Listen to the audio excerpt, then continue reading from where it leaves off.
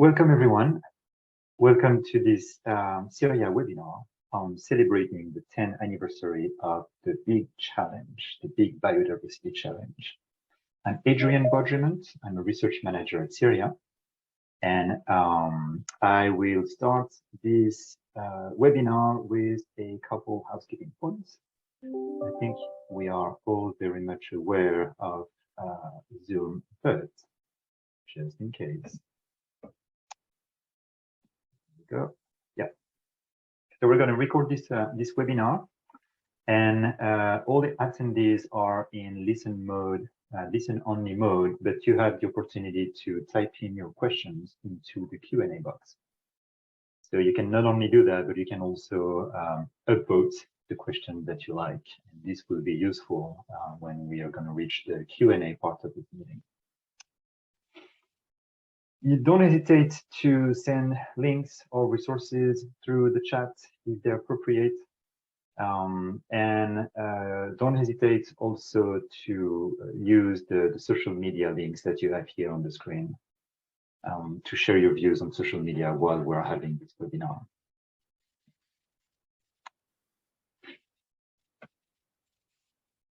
All right.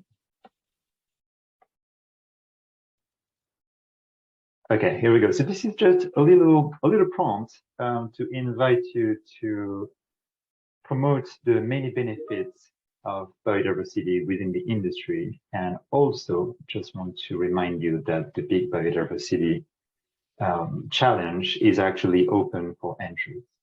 So if you can head over to our website, you will find all the information to apply to these fantastic events. And it's a great opportunity to showcase the great biodiversity work that you're doing. All right, a couple words on Syria, just in case you are not aware of what we do. So we are the Construction Industry Research and Information Association. We are a not-for-profit member-based organization. And our goal is to improve performance in our chosen themes in the UK's construction and built environment sector. We provide a series of outputs for our members and beyond. The main ones, the most famous ones, are our guidance documents. But we also offer training courses, and we also organize networking events and awards. These all have the goal of sharing good practices within the industry and also to foster, collaboration and knowledge sharing. You can see here in this slide, if I manage to, yeah, here it is. You can see here a couple of the photos that represent the themes that we are focusing our efforts at Syria. So you can see engineering, you can see technology, and at the bottom, it's more the greener part of things with also transportation, of course. In the middle, bottom middle, you can see soils. We have soil community of practice. It's a very dynamic field, and we're doing a lot of work on that. Bottom left and bottom right, you can see nature-based solutions, and bottom left, SUDS in particular. So one of our all-time bestsellers is the SUDS manual that you might be familiar with. We also released last year the Natural Flood Management Manual. And so I invite you to head over to our website and to take a look at this document. Our membership is very wide, and we are very proud of it. We cover a wide range of the industry, as you can see here on the slide. We have many of the tier ones contractors, we have many designers, but we also have through our memberships the academia and universities, as well as the public sector.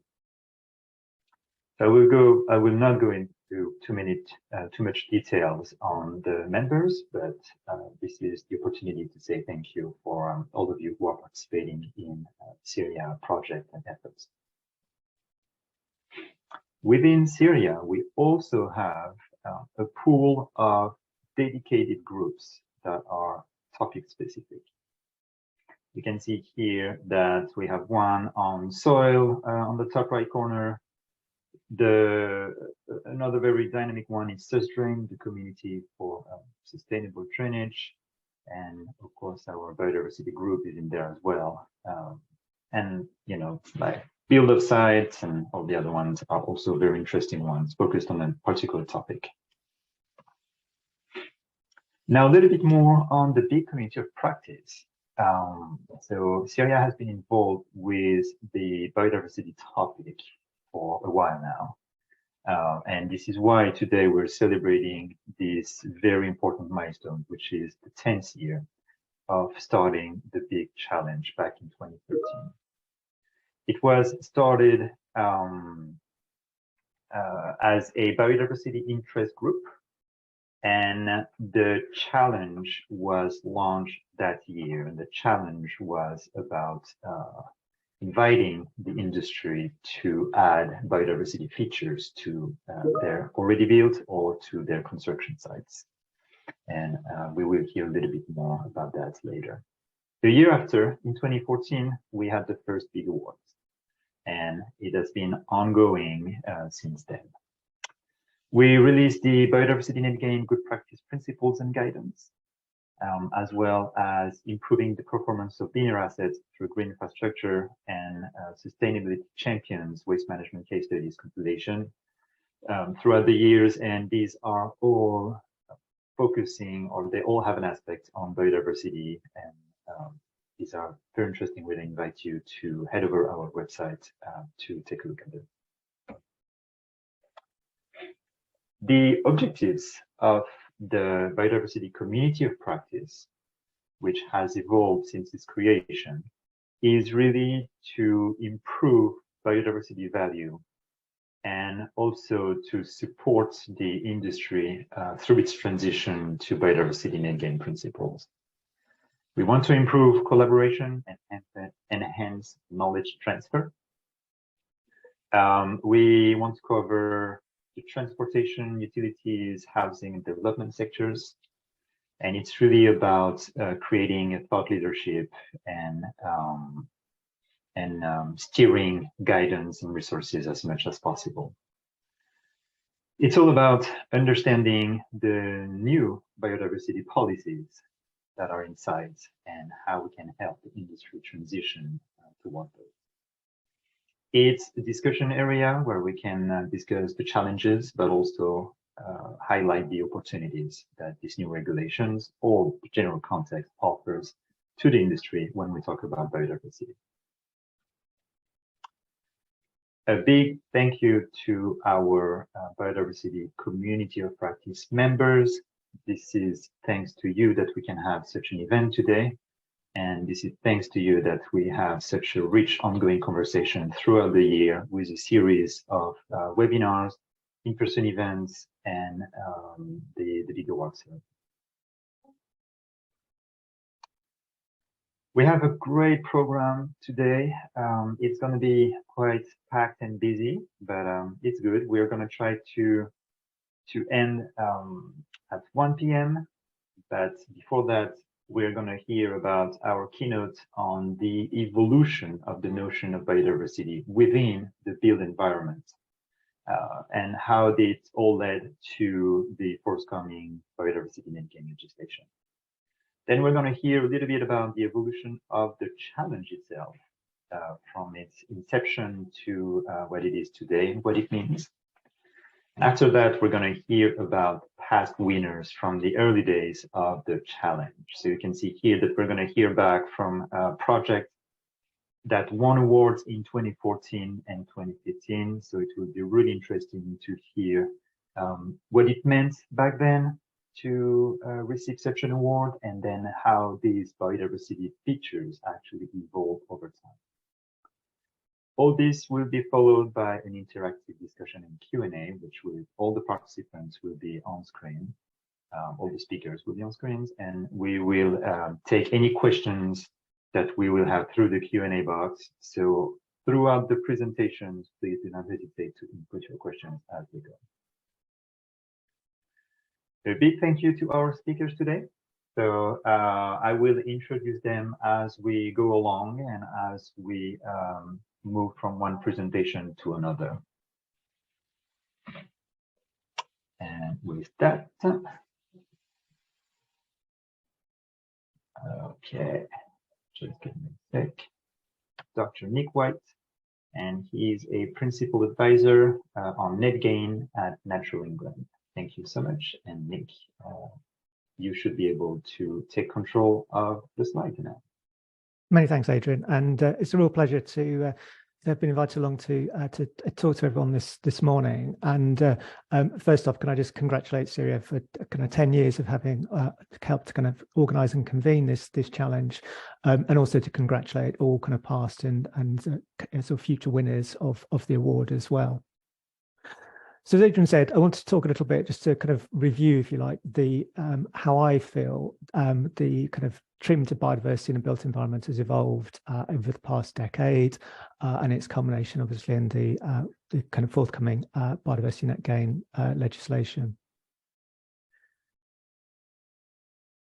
So it's worth reminding, just in terms of where we were as well. So I seem to have a technical issue in that the slides aren't moving on. Can you click on the screen first? Let's see if it helps. Yeah. There we go. Yeah, brilliant. Okay, so sadly, all too often, it's been the case that when someone's been asked in a particular development project to try and do something for wildlife as part of that scheme, this is kind of what they've often come up with. So this is an example of actually quite a recent development where their kind of provision of kind of outcomes for nature consisted of a bird and a bat box that had been kind of essentially glued on to the top of a flat roof. And that's not going to do very much for nature, if anything at all, and it's certainly not. It's the sort of kind of outcome that we're collectively looking to try and achieve. But actually, things are changing, and they're changing quite significantly. And we're moving away from a situation where kind of developments could get planning permission and go through with kind of outcomes like this being proposed, into a space where actually people are starting to deliver outcomes more akin to this one on the screen now. So this is a Kidbrooke village in southeast London. It's a kind of Berkeley development. It's a kind of net gain retrofit in many respects, but it's provided a fantastic place for not just for nature and for wildlife, but also for the residents of that development as well. Not every site is going to look like this, but it's definitely an example of what can be achieved and what can definitely be achieved within the construction context. And it's the sort of thing that Net Gain is looking to try and advocate towards as well. And I'll talk a bit more about that shortly. But how did we get to that point? Well, I would like to argue that it's actually largely been driven by industry and largely been driven by professionals such as yourselves, professional bodies, and through awards and a kind of practice such as that championed by the kind of the big challenge as well. If you look back over that kind of 10-year period, you can definitely identify and see that actually a lot of the initiatives that were coming forward are very much kind of coming out of this sector and the ones that have subsequently got built on and picked up by policy. And I'll talk a bit about that in a minute. So before 2012, there were some notable examples of some really good schemes, either in the design, being designed, not yet fully delivered, or which had been delivered. But all too often, there were kind of exemplar schemes, or there were kind of prestige developments. So, for example, you had the kind of introduction of kind of the green roof in Rotherham at the Moorgate Craft Business Centre. Really fantastic kind of innovation in the day, but it was very much kind of a kind of example of a scheme that was new and novel. It wasn't certainly kind of widely practice. Then obviously there was the work going on to develop what became it's now the Queen Elizabeth Park, but the London Olympic Park. Again, a very prestige, high profile development, some fantastic landscaping in there, brilliant for biodiversity. But again, it wasn't in any sense of the matter the norm or kind of what you'd expect to be getting through development. So often they were kind of exemplar schemes or kind of prestige developments. They weren't things that you're expecting to get through most development processes. And in part, kind of policy reflected that as well. So although nationally there'd been a recognition that the historic focus from a kind of environmental perspective on kind of protected sites and trying to kind of defend those and manage and maintain those was nothing like good enough, with Professor Sir John Lawton's report on making space for nature and the recommendations that we needed, much bigger, better, more joined up places. But that hadn't really kind of fully begun to translate its way through into kind of policy aspirations. There were still some really good examples of kind of more local initiatives. Many of those led through what by that point were kind of legacy biodiversity action plans. There'd been a whole focus on biodiversity action plans for a period of time, but that had then been dropped by government. But many local authorities and some businesses and companies continued them. In fact, some are still in place as well and doing good work. But as I said, there's been a lot of focus on mitigation and compensation on protected sites or protected species legislation and trying to kind of deliver for those and not much beyond. We were back in the kind of usual kind of reporting period around kind of how to avoid the loss of biodiversity or reverse the decline of biodiversity loss, this time with a kind of 2020 target, which sadly wasn't achieved. And in terms of development, you often had kind of quite weak kind of planning requirements in terms of what was expected through the development process.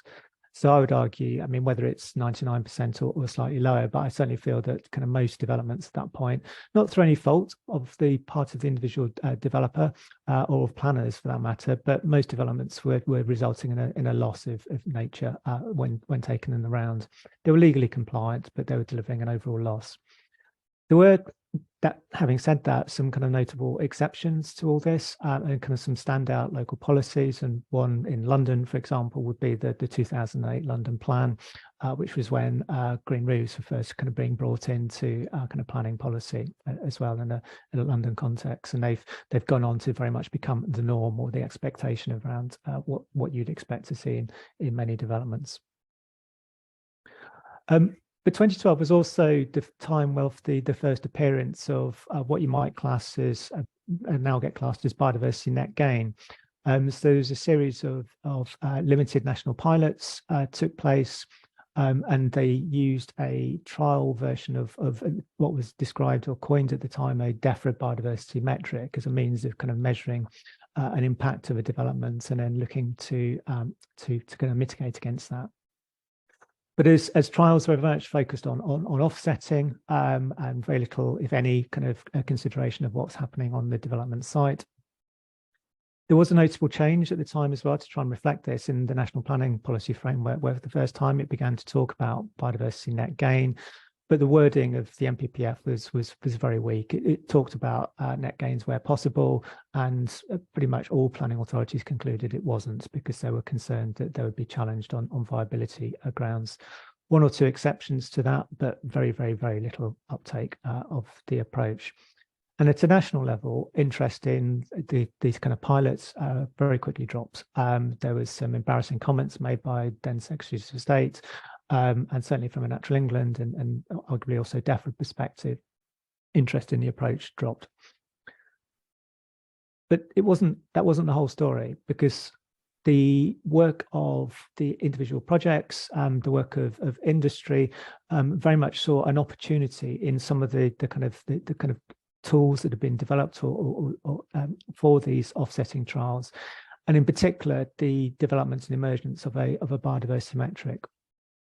For years, people have been able to measure their kind of impact of their development on kind of water, on carbon, on the kind of the rates of employment through by different people, but they'd had no real means of kind of being able to measure what the impact of their development might be on the natural environment. And that early metric, for all its flaws, began to give you that mechanism.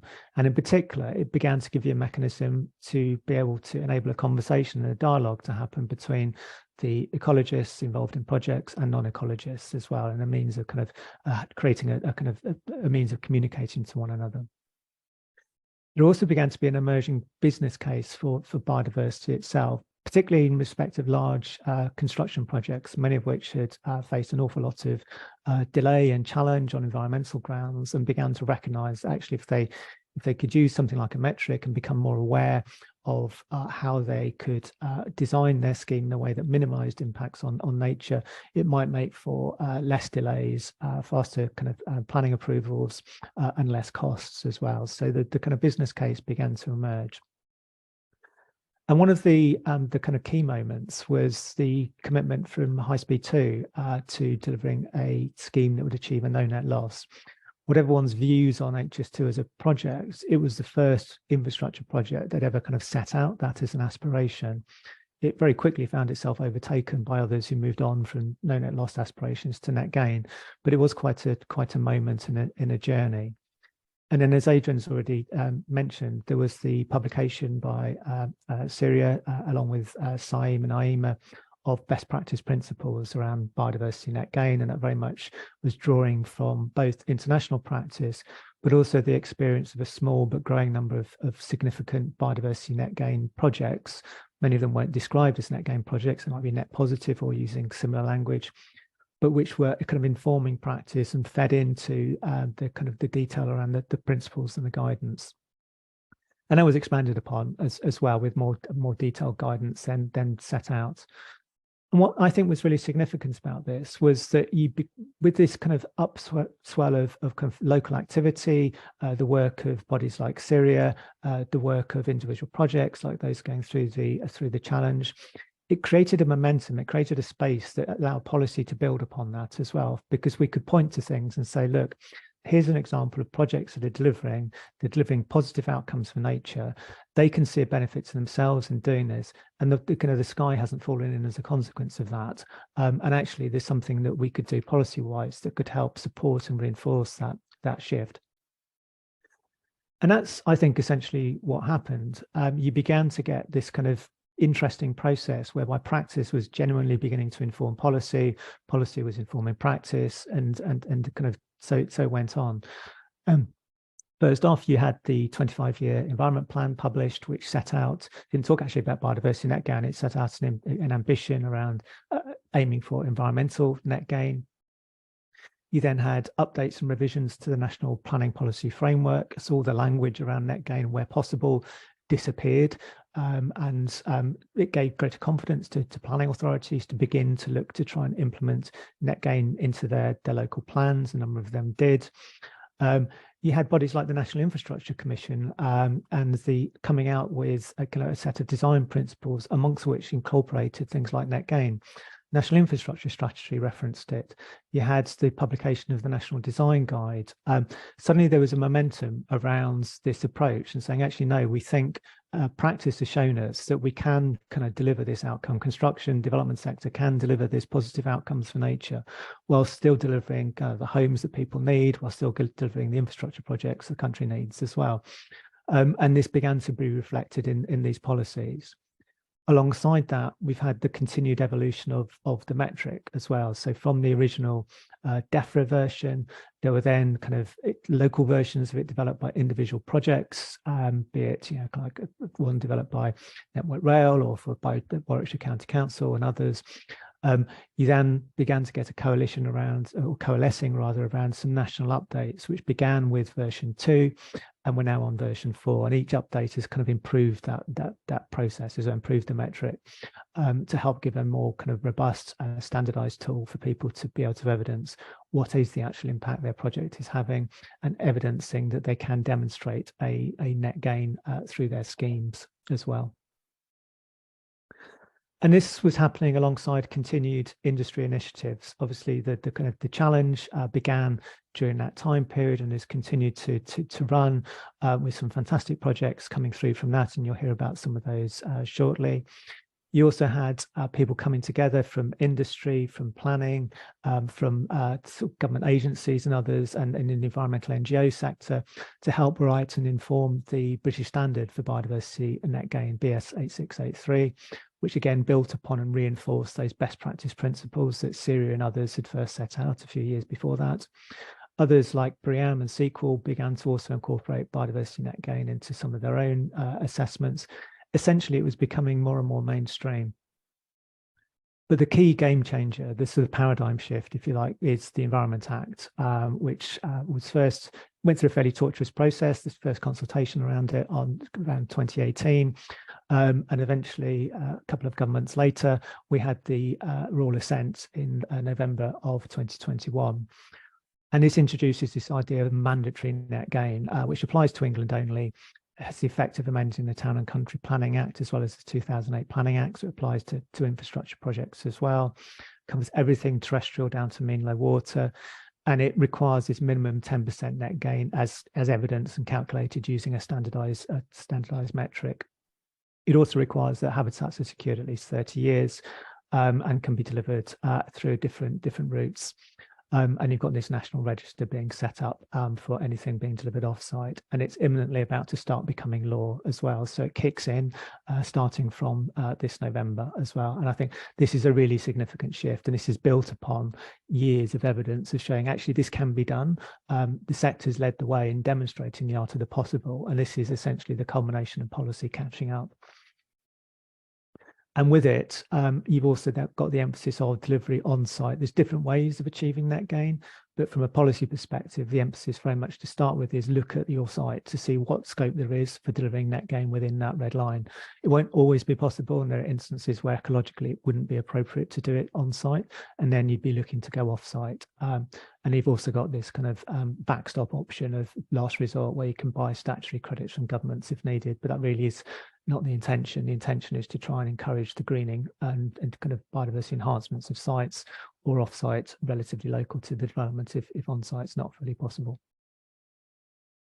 As I said, the metric has been evolving over this period of time, and this becomes the kind of the standardized format for evidencing and calculating your net gain. And everyone will be using the kind of the same metric come November, which will be based on our version 4 that was published a couple of weeks, well, just over a month ago now as well. So again, you've got this standardized mechanism so that everyone can evidence to what extent their project is delivering outcomes for nature or not. I've talked quite a bit about biodiversity net gain, but obviously it's not existed in isolation. In fact, there's a raft of other really significant developments and initiatives that have been taking place alongside that. There's been a lot of talk over many years over the climate emergency, and something that clearly we urgently need to address. But people have begun increasingly to recognise the importance of the nature emergency. And in fact, more recently still, the fact that the two are connected as well. You can't separate out nature from climate. The two are intimately interwoven. You've got more and more authorities declaring nature emergencies as well as climate emergencies. And this kind of recognition is beginning to drive change within the kind of wider corporate sector as well, which I'll touch on in a minute. You've got the emergence of things like local nature recovery strategies to give a kind of standardized template, if you like, for setting out what local priorities for nature enhancements, nature investment will be, and you'll begin to see those being rolled out. The urban greening factor has been a really significant change as well, particularly in places like London or kind of other kind of deep urban locations, and arguably it could be a bigger driver for biodiversity, getting biodiversity onto development sites than the net gain will be. But the two can work together and do complement each other. Syria's been doing work on SUDs for as long as I can remember, and but finally that's been kind of reflected, and we've got the legislation now coming through to kind of mandate their requirement as well, which has been a huge development. You've also coming out this year the publication of the Green Infrastructure Framework as well, and again kind of the emphasis on looking to get good quality green infrastructure in and around developments for the multiple benefits that can deliver, not just for nature. And then beyond that, you've got the, as I said, with the recognition of the nature and climate emergency, you've got the kind of corporate sector beginning to recognise this as well. So you've got the emergence of the significance of ESG, so corporate environmental social governance, and alongside that, an increased kind of recognition and an opportunity to invest in emerging environmental markets. Biodiversity Net Gain itself creates a kind of regulated market, but there are other ones emerging now or in place around carbon, nutrients, neutrality, etc.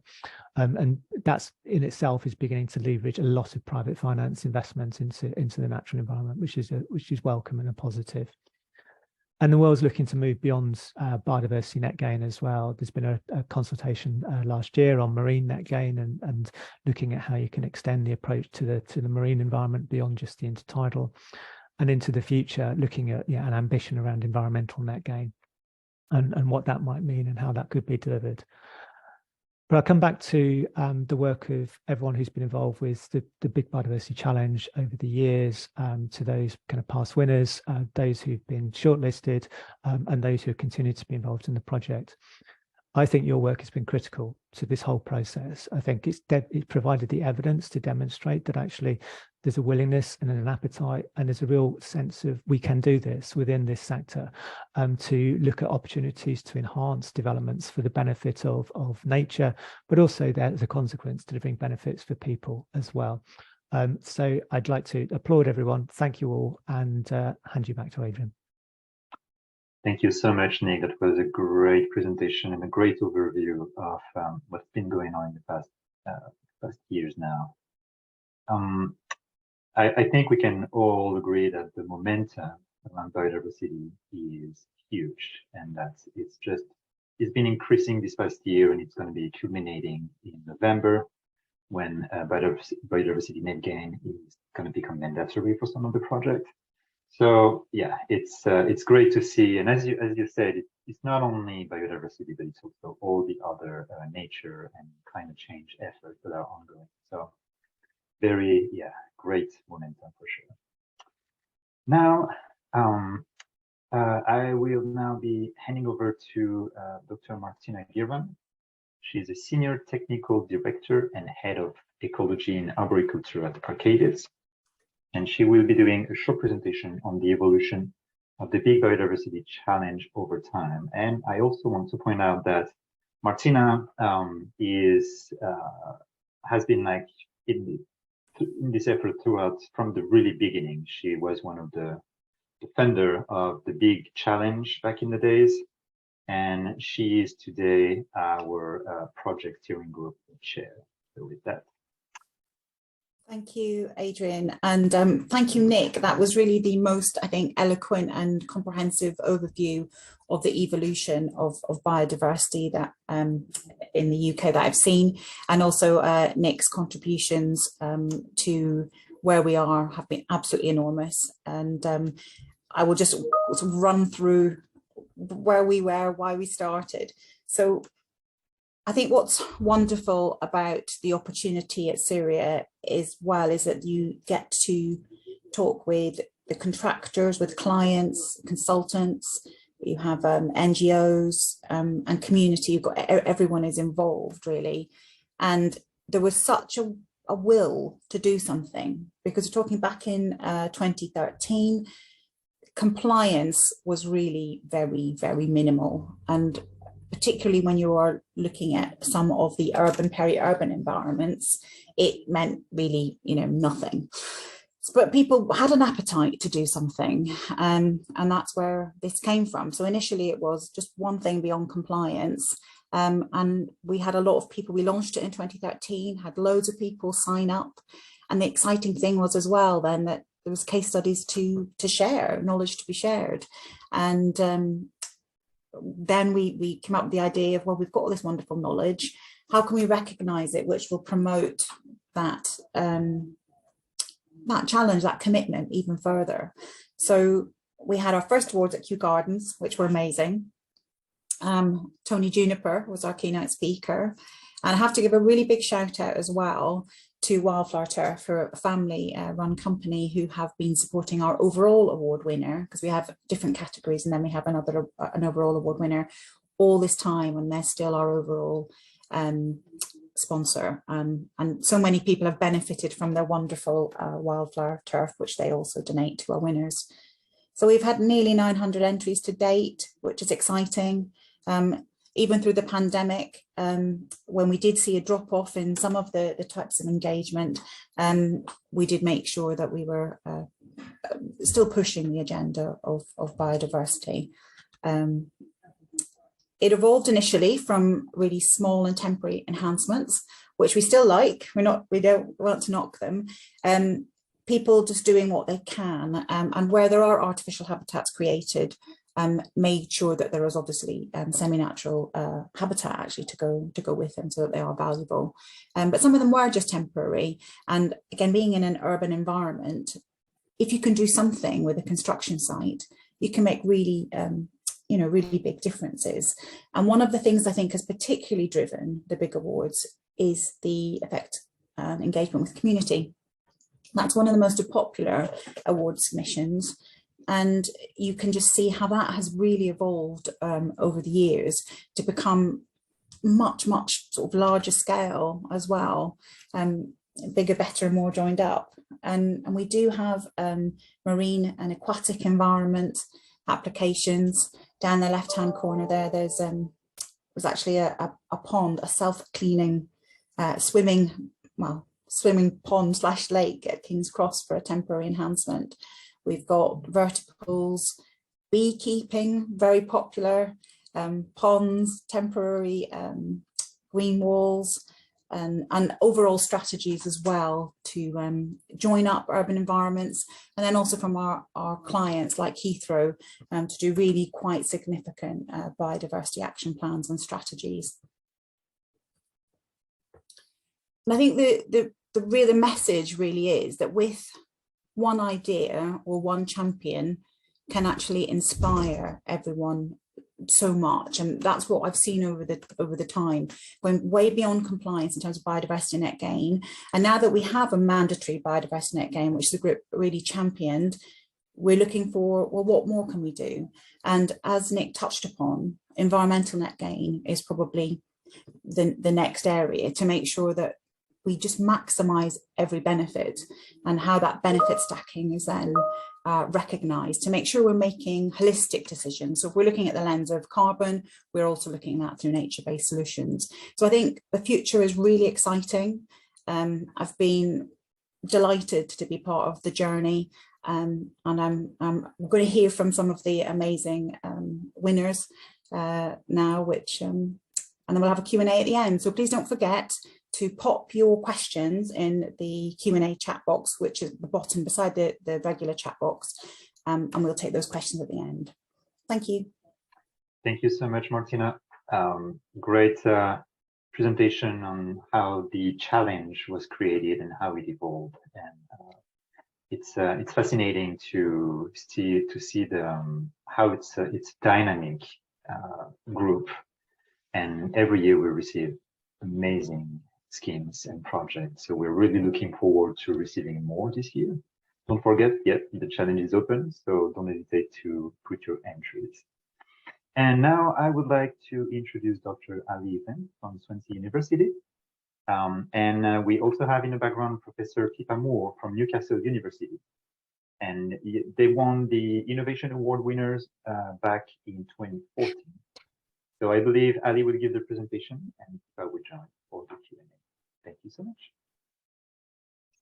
Good morning. Yes, thank you very much. I'm Ali Evans. Before I start, I'm going to be presenting about our project now, but I might need to tap out before the Q&A session later. So I'll just hand over to Pip so that she can say a quick hello and introduce herself, and you know who's who.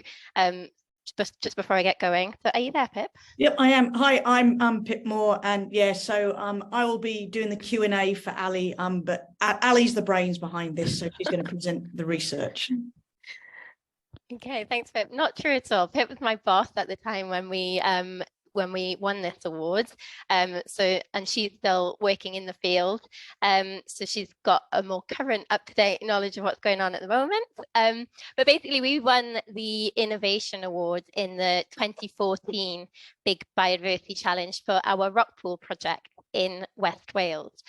We were based at Aberystwyth University at the time and collaborated with colleagues at Bangor University, a consultancy called Marine Ecological Solutions, and Gwynedd County Council. The project was part of my PhD research, which was funded by the Knowledge Economy Skills Scholarships, KEF, and the European Social Fund administered by the Welsh Government. The project was carried out on a coastal defence breakwater on Tywyn Beach in West Wales. The artificial structures like this like this breakwater, fairly widespread around coastlines around the world. They're known to be poor quality habitats for coastal biodiversity. So there was growing interest at the time in ways of improving their design to boost their biodiversity value. And our colleague, Dr. Louise Firth, came up with the idea of drilling holes into the surfaces of rock armor units to act as artificial rock pools. Rock pools and other microhabitats provide really important shelters for marine organisms on natural rocky reefs, and they tend to be absent from artificial structures like breakwaters. So we designed a series of experiments to explore if and how artificial rock pools would be used by marine life. And this was in collaboration with the County Council, who were responsible for managing their coastal defence assets. So we used this very simple design, cylindrical holes installed using a diamond-tipped drill corer in situ on the beach. And they were 15 centimeters diameter and either 5 centimeters or 12 centimeters deep. When the tide came in, they filled up with seawater, and then when the tide went out again, they retained that water and became artificial rock pools.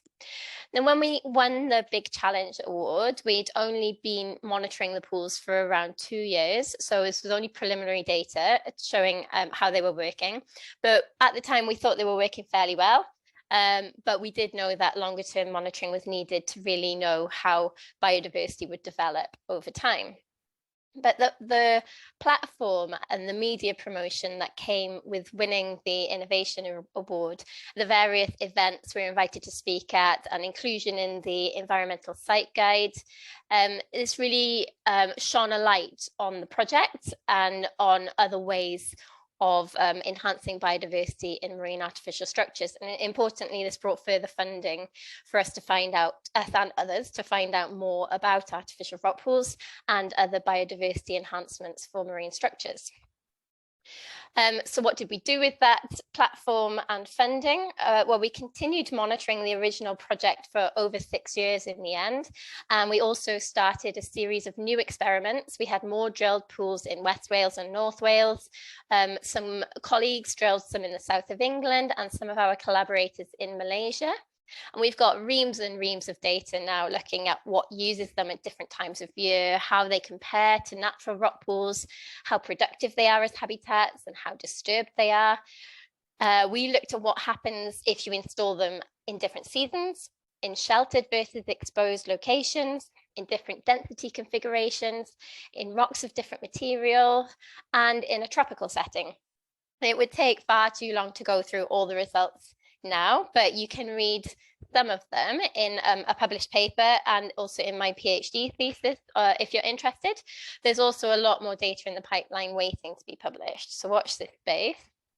But in summary, what would we say overall? Do artificial rock pools work as a biodiversity enhancement? And in particular, did those pools that we drilled on Towin Breakwater in our Big Biodiversity Challenge project work? Well, in general, yes. They support a range of seaweeds and animals that are otherwise absent on the surrounding rock surfaces. But they are variable over time. You can see in the bottom here, they collect sand and stones in stormy weather, and they're regularly disturbed by scour action and burial events. Because what's different about the breakwater is that it's an island, a rocky island in the middle of mobile sandy beach, rather than being buffered by a larger extent of surrounding rocky habitat, which you'd normally find on along natural rocky shorelines. This is true for a lot of coastal defence structures, so they're often most needed along sedimentary shorelines where erosion processes are most pronounced. So from what we've seen, they don't seem to develop fully mature rock pool communities like we see on natural rocky shores. They're more disturbed habitats and have their successional trajectories reset intermittently. Beyond that, we know that there are also times when they fail completely to provide rock pool habitats. And here are a few examples that we've seen. In the top left, some of these holes got fully filled with tube worm casts. This is a useful habitat in its own right, but it's not a rock pool habitat anymore. In the top right, this is a big crab that I found kind of wedged and trapped in one of the pools that had been drilled too deep, creating this kind of narrow, deep trap. Bottom left, some of the pools are drilled in a softer material, just eroded away to nothing after a short amount of time. And bottom right, this is where some helpful members of the public had gone around putting the plugs back in the holes that they found along the beach in North Wales. So they can fail, but nevertheless, overall, we are pretty confident that drilling holes into rock armor units is an effective way of creating rock pool habitat on structures that can be used by a range of different marine organisms over time. And beyond their biodiversity value, although the design is fairly discreet, and this was an important point for the councils to avoid actively encouraging people to clamber over their slippery structures. But regardless, I often saw people, families poking about in them, getting excited if they found a crab or a fish, guessing what the holes were for. So they do have the capacity for social engagement as well as their biodiversity effects.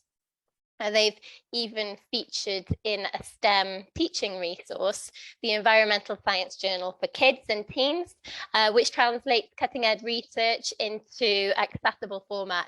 So the next generation will grow up with a strong foundation knowledge of the sorts of things that can be done to protect and enhance the environment.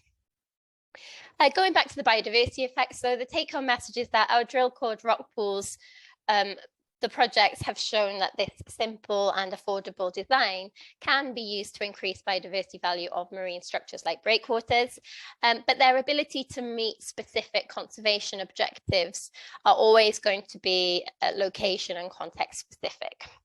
There'll always be some uncertainty as to how they'll perform, since the marine environment is so variable, and there are a number of scientific questions that are yet to be answered. For some, this uncertainty and variability is totally acceptable. For example, Natural Resources Wales installed a series of these drilled rock pools along with some other enhancement designs with some funding that they had earmarked specifically to enhance the intertidal biodiversity of the Milford Haven SAC in South Wales a couple of years ago. They were well versed on the level of evidence available at the time, and they were happy to put their money towards the intervention. For others, though, it might be a tougher sell in order to justify any additional time or costs.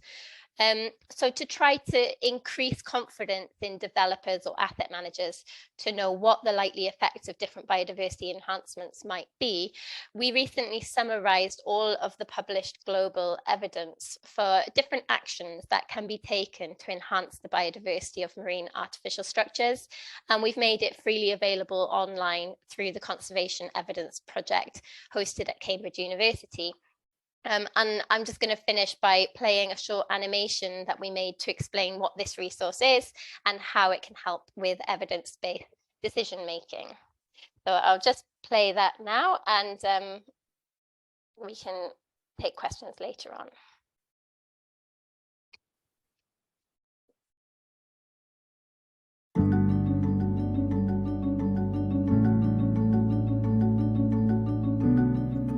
Artificial structures are spreading around our coasts and seas to support growing human populations and marine industries, and to protect coastlines from rising and stormier seas. These structures can damage natural habitats and provide stepping stones for non-native or nuisance species to move into new areas. They also provide new artificial homes for seaweeds and marine animals.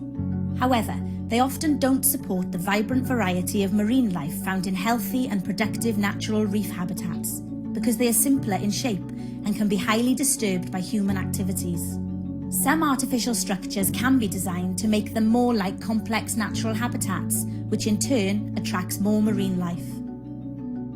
This can include rare and charismatic species or commercial stocks of fish and shellfish. We can also seed or transplant species onto structures to give them a head start. These actions are called eco-engineering. Environmental managers are eager to see eco-engineering put into practice on new and existing marine structures, but they need to know their actions will have the desired effect to justify additional time or costs and to avoid the risk of greenwashing construction projects. Ecologists and engineers around the world are working to design and test eco-engineering actions to enhance the biodiversity of marine artificial structures, Based on their results so far, we have produced an evidence-based resource to help people create and manage structures that are better for biodiversity. Using methods developed by the Conservation Evidence Project, we collaborated with experts and searched scientific evidence from around the world.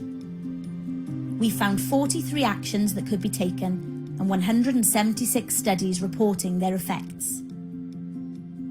We summarised each study in a short paragraph describing the action and the outcomes for biodiversity. We also indexed these outcomes in a set of key messages for each action. You can download the synopsis of evidence from the Conservation Evidence website or search the online database to find the evidence most relevant to you.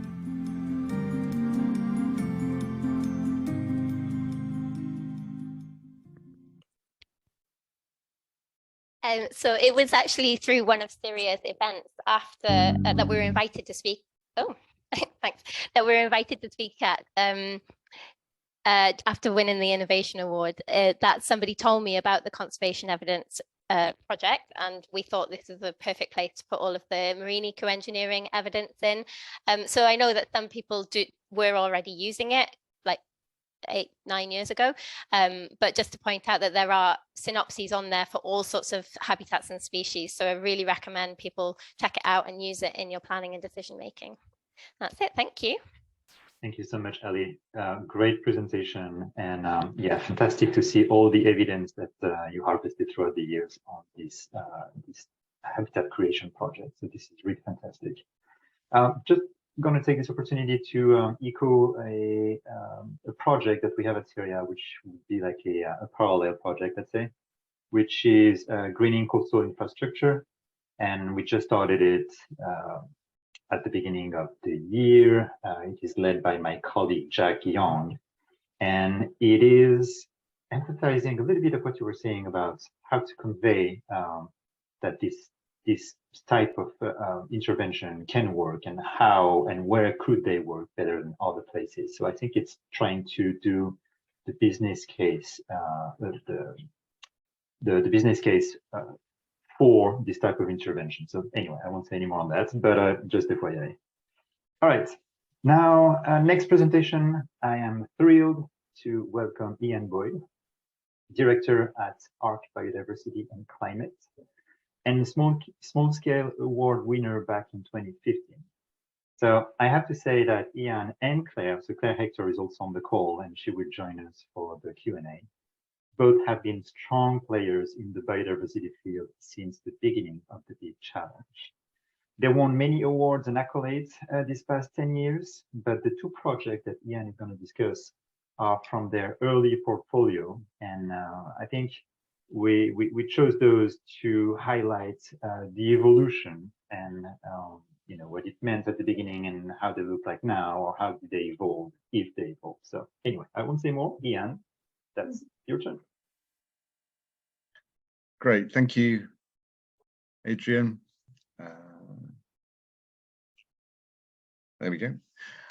Yes, and thank you very much for the invitation to speak, and congratulations on your 10th birthday. Well, not your 10th birthday, 10th.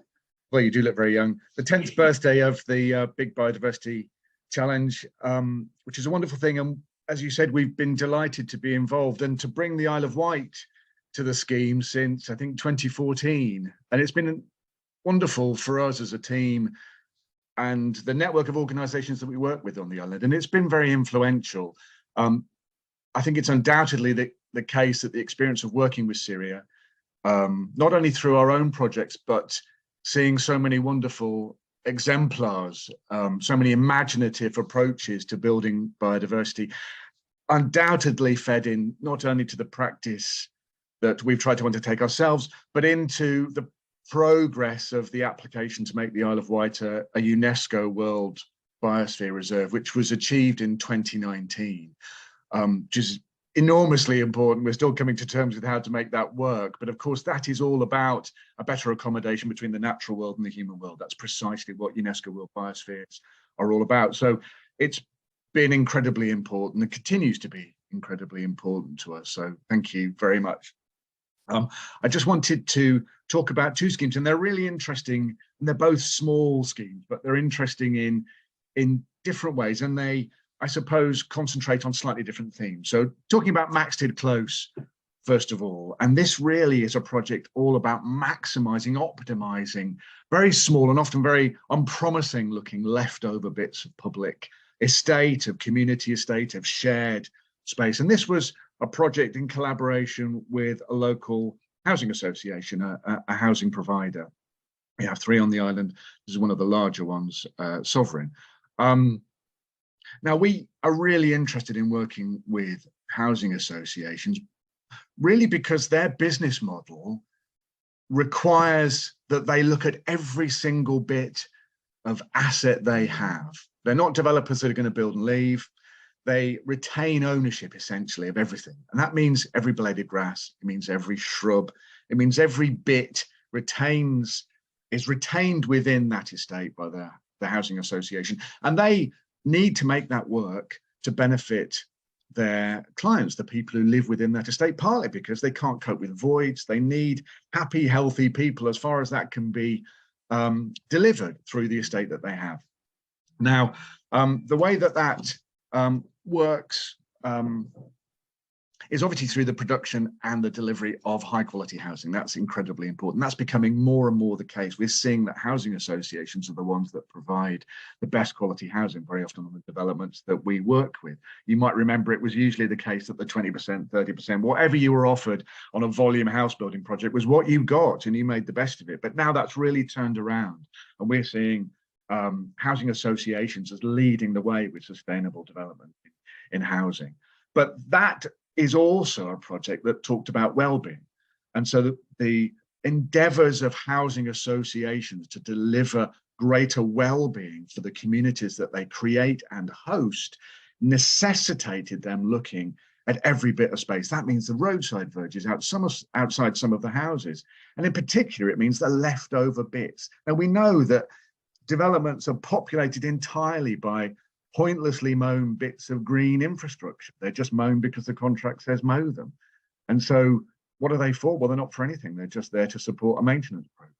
And so some folks, I think more and more, are beginning to reimagine those spaces, however small they are. And Maxted's a really wonderful example. It's a corner plot that was left over from a much larger development in Cowes. It's a very densely populated part of the Isle of Wight, the Cowes Peninsula on the Medina Estuary, a community with quite a prominent divide between a wealthier part and a less wealthy part, a historical consequence of the way that Cowes developed, really. But this corner plot was just a mown space. You could get into it, but it was kind of crammed between 2 houses, not a very appealing area to use in any way at all. And so the housing provider, Sovereign, decided to do something about that and to make it a space for people and for wildlife at the same time, simply because there's 30 years of evidence that a closer relationship between people and the natural world in everyday spaces. So this isn't specialist ecology. I mean, it can be. It's much more about the abundance of everyday wildlife in your life, in your daily rounds, in just the normal way you go about your life. And that close encounter is health building. Whether you know what that bird is or not, it doesn't really matter. It just is a healthy thing. And so housing associations have begun to really latch onto this. And this was a wonderful opportunity to work with Sovereign on reimagining this corner plot and providing spaces for people. That's play spaces, that's seating spaces. Although it's tiny, you can see on the right hand side, it is really tiny. You can still divide it into separate little rooms, if that makes sense, outdoor rooms within one larger outdoor space that can accommodate quiet recreation, that can accommodate noisy recreation, that at different times by different cohorts in different ways. It offers all of those opportunities for seating and play space, and critically, lots and lots of fantastic edible planting. So not just pointlessly decorative, everything's edible, pollen and nectar and foliage, fantastic structural planting so that there are hibernation sites over winter for invertebrates, nesting opportunities, all that kind of stuff. Stag beetle stack, which looks sculptural and interesting and is in a place where we know there are stag beetles, so they're probably going to find their way there. Crammed all of that into this tiny space. And did so working with the local community through the housing association. So it became a celebration of a small space brought back to life, revived, regenerated, rejuvenated, really, in a dozen small ways. And because local folks were involved in that, they shaped it. So it was kind of improvised to some extent. We knew what we were doing and what we were aiming for, including constructed features, artificial rock platforms, stepping stones, a pump track, you can see at the bottom right there, as well as planted areas. But the final detail, and I mean fingers in the concrete detail, was down the activity when it was being built. And so it kind of evolved, but it still wasn't completed. And one of the really interesting things about small projects is the fact that if you can leave them not quite finished, that's a very good idea. Fully completed projects that are absolutely prescribed are actually a bit dull because it limits any kind of future use, because it is different to the way it's been specified. And once maintenance kicks on a fully completed specified project, then that's the way it is forever.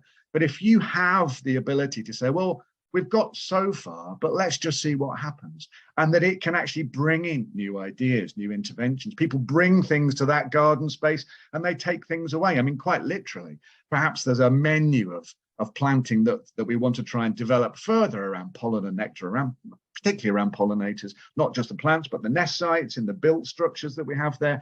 People can contribute stuff to that, but they can take seeds away, whatever that might, ideas away. The transmission of ideas from these places is also super important. So not fully completing a space was what we aimed for, and I think what we delivered, but it was still a fantastic transformation after that day when everyone piled in there and we saw the thing finished and completed, and it was wonderful. And it was very well used by the complete range of ages of people who live there, from older folks to very young folks and everyone in between, young mums, teens using it at other times. You know, you've got to make spaces where there are habitats for different cohorts of humans. We do actually belong in the natural world, but it isn't exclusively this age groups or this age groups or this age group. It's not exclusively corporate window dressing. It's not exclusively high-level ecological gain. It has to be something that can work for the maximum number of people, and that's what we tried to deliver. And it was a success, and it was wonderful. But there's an important lesson. It's not forever. COVID arrived, and public spaces became complicated. They were, on the one hand, therapeutic. They were refuge spaces. At the same time, there were complicated rules around assembly. What was and wasn't allowed. And suddenly small spaces, which might bring quite a lot of people together next to residential spaces, became seen in many ways as threatening. And those kind of difficulties were very hard, I think, for housing associations and other public or shared asset managers to actually cope with. The consequence at Maxted was that it was fully decommissioned. So everything that had been put, and I mean everything that had been put in there, essentially came out in order to take it back to a space that wouldn't bring people in. And that's very sad. But in the circumstances, which were extraordinary and remain extraordinary, they weren't that long ago, entirely understandable. But there is something that we can take from this, and it was built into the way that that project was approached, not just by the organizations involved in designing and building it, but through the mindset of the organization whose asset it is, by the housing association. And the point I wanted to make really was that legacy is still possible in transient projects. So even though it might be badged as a permanent intervention, that's very hard to guarantee. Things change. For small projects, the things that we have learned is that, and to give it a fancy name, we would call it punctuated intervention is the key. That means doing small projects where you concentrate your attention and the budget that you have to make them multi-layered, multifaceted spaces with fantastic planting, wonderful interventions, customized interventions for people, not just any bench, but a bench designed to be in that space.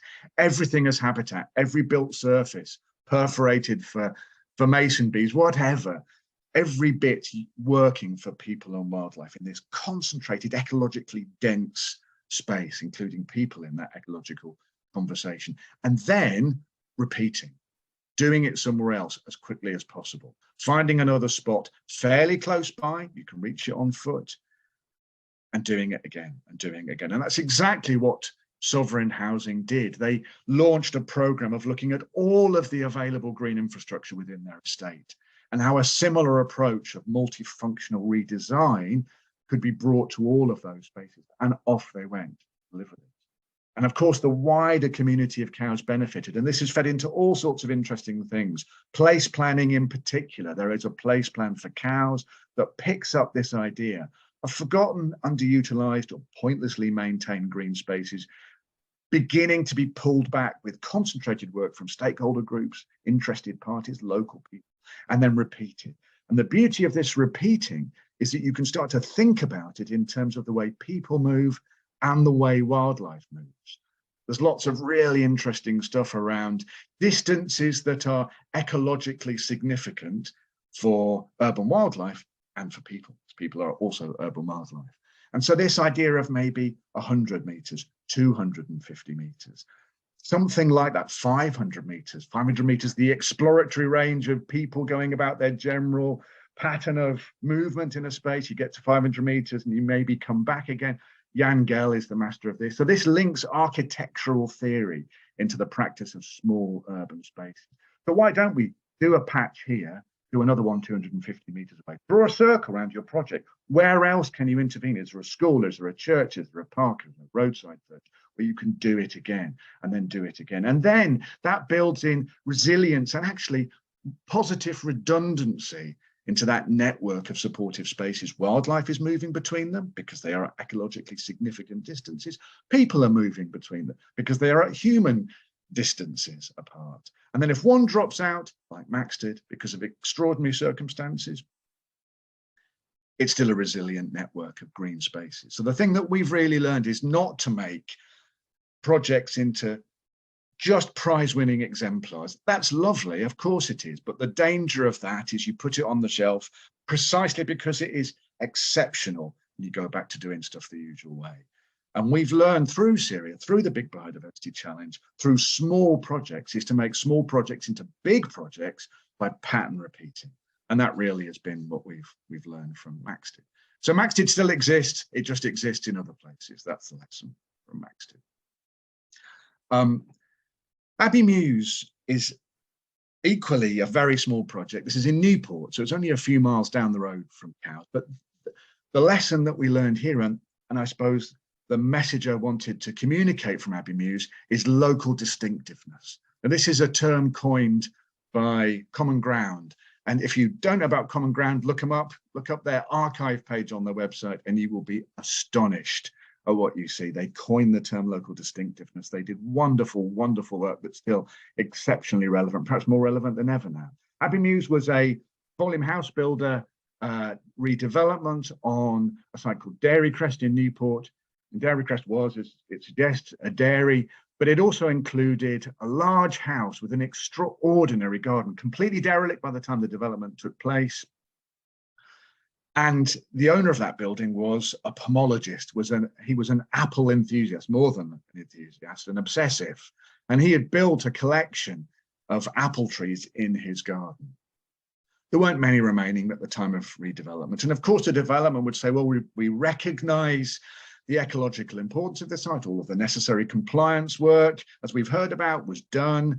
And all of that's incredibly important, but there can be an effect that if it isn't a designated or protected or notable species in policy or law, it has no value at all. And I think perhaps Net Gain is trying to address that, and that's a very good thing. But a local distinctiveness approach looks at culturally important features that have ecological value. And that's exactly what Abbey Mews did.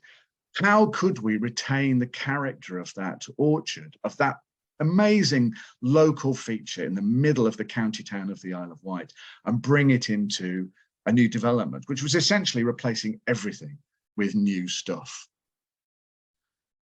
And the way we did it was simply to graft as many of the original apples as we could onto rooting stock, working with a wonderful nursery on the island, and replant them. They're essentially the same trees. Now, it's such a simple thing, but quite often there is a tendency in development, even ecologically informed and enlightened development, to start again, because it's simpler to do it that way. And perhaps if it's a stressed environment, the building and construction world, and maybe sometimes that's just the way that's easiest and simplest to get on. But we can retain and reuse features of local cultural interest and significance and bring them back onto our site, or work around them. We all know the mitigation hierarchy, where we shouldn't be affecting them at all. But if we do have to remove features that are culturally and ecologically significant, we must do everything we can to retain that memory, physically retain it and restore it to that place. So by grafting the apple, we did that. It's a small gesture. It's a small tree. It's getting bigger. I think the next photo gives you some idea. It's still there and it's doing very well. And it is a memory of the original orchard. And that's something that can be talked about, and it can be celebrated, and it can be taken forward. So replicating cultural memory that has ecological value and bringing it forward into the next development and the next development is really what Abbey Mews was all about. And I think we can do that in so many different ways, really, with the projects that we're working on. And again, it just reminds us that the combination of cultural interest and ecological interest is very, very close in urban settings, perhaps in all settings, but particularly in urban settings. And if we think about them as cultural assets as well as ecological assets, then I think we do greater justice both to the natural component of that place and to the human component of that place. And I think the last slide, just to put it in context, was that this was a fantastic scheme also in terms of deculverting. So it took out an enormous stretch of deculverted waterway and restored and naturalized settings. Really good. Lots of grey wagtails really love that. And so to have that combination of new habitat on the redevelopment with this retained cultural feature, that's really something that set that project aside. So looking after cultural assets and turning them into ecological futures is really Abbey Mews' story. So thank you very much, Adrian. Thank you so much, Ian. That was really inspiring. I noted on my notepad things like punctuated interventions and the need to repeat those. I really enjoy the idea of not trying to go for a very iconic type of green space, but rather going for something that works and just repeat it. So yeah, thank you so much. That was really amazing. We're a little bit behind schedule, but it's fine because we had some time built for the Q&A. So I think we're going to be fine. And now I'm very happy to introduce our next speaker. So we have Matthew Frith, Director of Conservation at London Wildlife Trust, and the Community Engagement Award winner back in 2015. So, yep, beautiful. Thank you, Adrian. Thank you to Syria and the Big Biodiversity Challenge for inviting me to present on an award that we received 8 years ago. I'm having to sort of present this on behalf of 4 colleagues who worked on this project, which ran from 2013 through to 2019. And as I was listening to Ian, I was just thinking, he might as well give my presentation, actually, because it is very, very similar. We're a wildlife trust. We're one of the 46 operating across the UK, but being based in London, our work is very much about working with people, engaging people, listening and co-designing with communities on our nature reserves and on the biodiversity interventions that we make to make the city a greener and more climate resilient place. This project was conceived by the DEFRA Civic Society Advisory Board, in fact, following the publication of the DEFRA white paper, Water for Life, in 2011. And they were keen to see how basically communities would design mechanisms and interventions to make cities much more resilient to surface water runoff, flash flooding, etc., not only from heavy precipitation because of climate change, but also from a rather non-functioning water infrastructure that we have in London. So the award that we received in 2015 was just for one of the projects that we conceived over this project called the Lost EFRA. And as you can see there from the slide, it was initially funded by DEFRA, but it also had some prime boost funding from the Carnegie UK Trust, Environment Agency, Thames Water, and a landfill tax credits fund, the Western Riverside Environment Fund, and a number of corporate partners, including Mace, who we've been working with since about 2012 and continue to do so on a range of projects concerning their aspirations towards meeting carbon net zero and also biodiversity net gain, but also to help on our nature reserves work as well.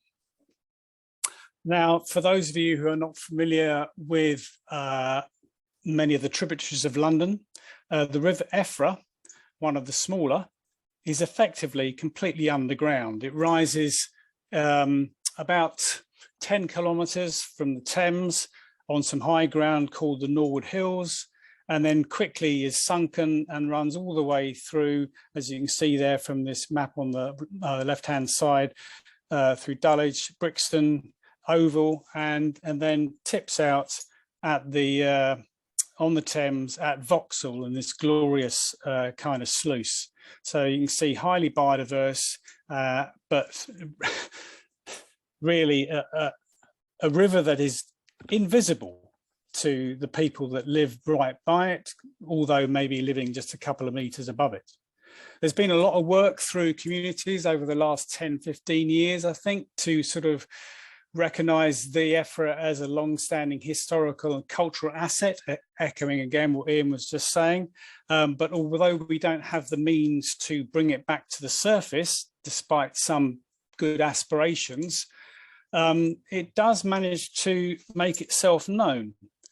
And as you can see here, there's an image of the central of Herne Hill, which is within the project area. And I don't know if you can see that from my cursor. Don't think we can see that, but anyway. No, we can see that. We cannot see your cursor. But basically, just on that map, there's a little place called Brockwell Park, sort of white space on the right-hand edge of the London Borough of Lambeth. That is where Herne Hill is. You can see those blue patches where there's high levels of flood risk. And so the project was largely around this area between Loughborough Junction in the north and to Tulse Hill in the south, including parts of Brixton, Herne Hill and West Dulwich.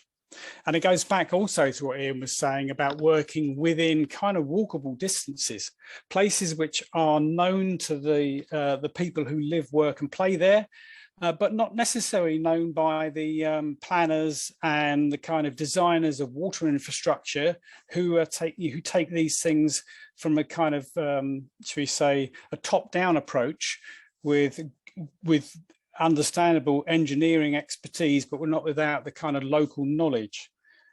And so the aim of this project was to address a growing concern about the city turning from grey to green, and to reverse from green to grey, and trying to reverse that where we could. Now, we know that London had lost between 1998 and 99 to 2006 and 7 about 3,000 hectares of green space, which was basically in people's front and rear gardens, and 1 million trees as well during that time period.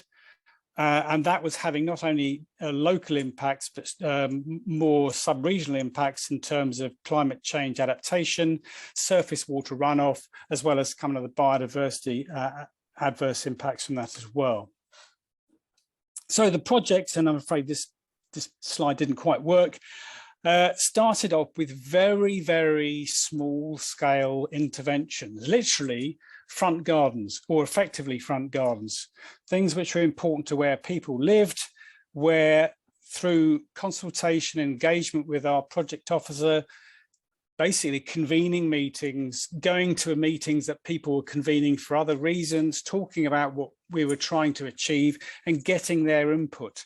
And that led into these kind of co-designs, how certain parts of this area could be designed not only for improving the kind of flood resilience or the surface water management resilience of this part of London, but how they could be improved for biodiversity. I'm not going to go through the details of this because you kind of heard it through the morning already.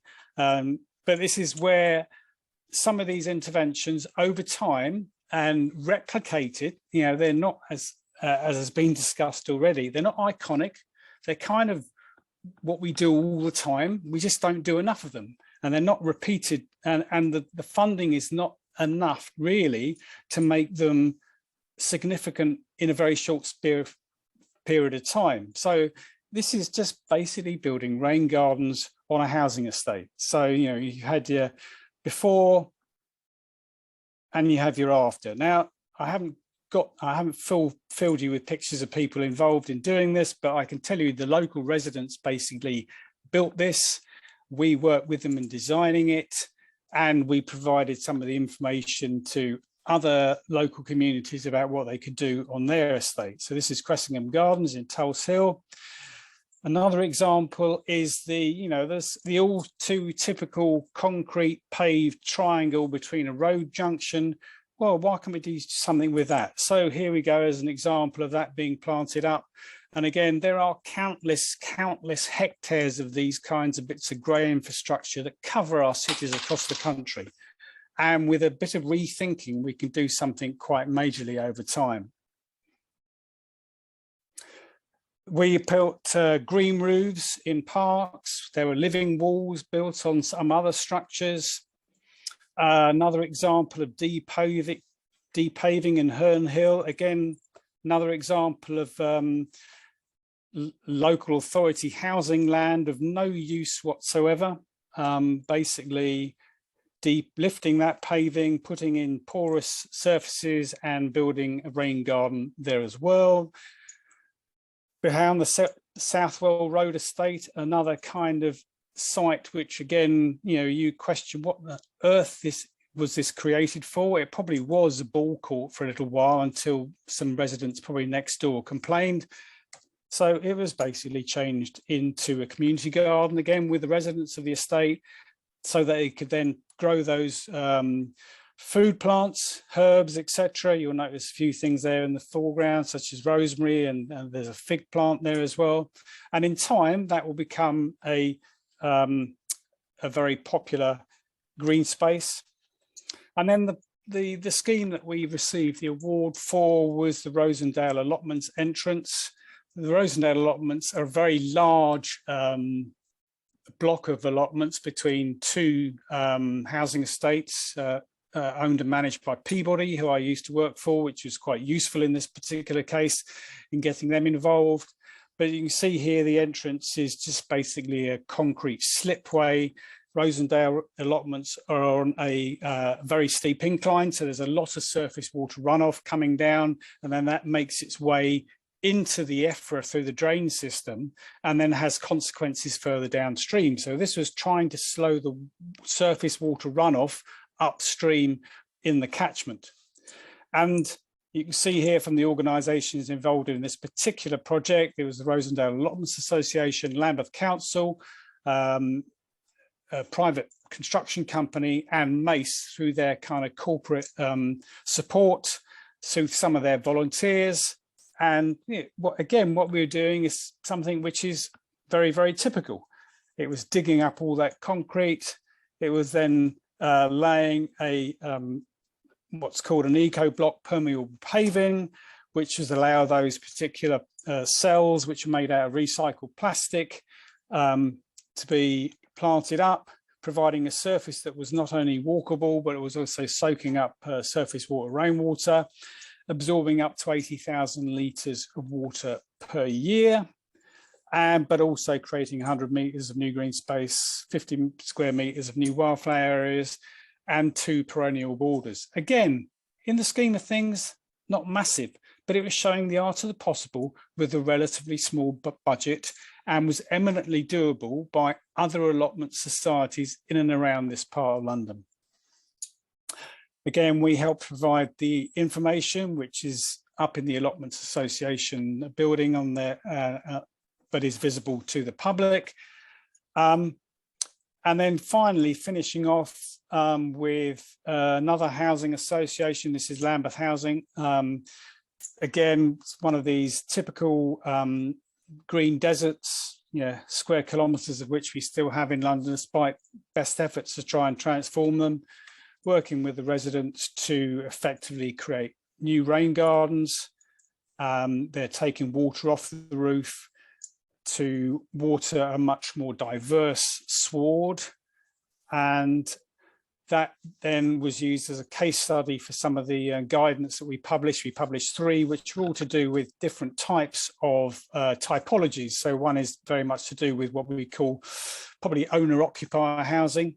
Others, one is very much to do with social housing, for want of a better word, or housing estates, and the one was much more about green spaces and community spaces in the Wandle catchment. We received a number of awards for this particular programme of activity, but we're very pleased to receive that one for the Big Biodiversity Challenge. Thank you very much. Perfect. Thank you so much, Matthew. Great presentation, beautiful photos, and a galaxy of small interventions that, as you said, and as Ian pointed out,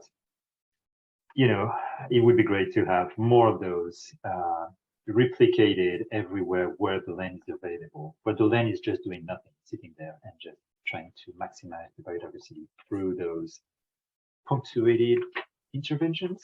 So is it right? Yeah. All right. Thanks a lot. Thanks. Now we are. Now it's time for our discussion and Q&A session. So I will invite all of the speakers to turn their webcams and microphones, and I will invite Martina to moderate this. The panelists here, we actually do have a couple of questions, and we could not put them in the Q&A box for some reason. But so maybe that would be a good way to start. So Martina, if you want to start with yours, and I'm sure we all have questions for each other. It is still time for you to input your question in the Q&A if you want to ask a specific question to one of the speakers. Yeah, thank you so much. Sure. I mean, I think there's a question that's come from our sponsor, and I think it's something that maybe the audience would be interested in is, what do you think you really sort of benefited from the awards, and what would you say to someone if they thought, well, I've done something, but actually I don't have time to submit a knowledge share? Is there something that you could say to encourage? And I'll go backwards. I'll start with Matthew and go backwards in terms of speaker order. Sorry, I didn't get that, Martina. I was just trying to cut and paste some guidance. No problem, no problem. It's about chat. So how do obviously it takes a little bit of time to apply for the award, not a lot, but what benefits do you think that you have gained from applying, and what would you say if somebody was slightly sitting on the fence about contributing to the big awards?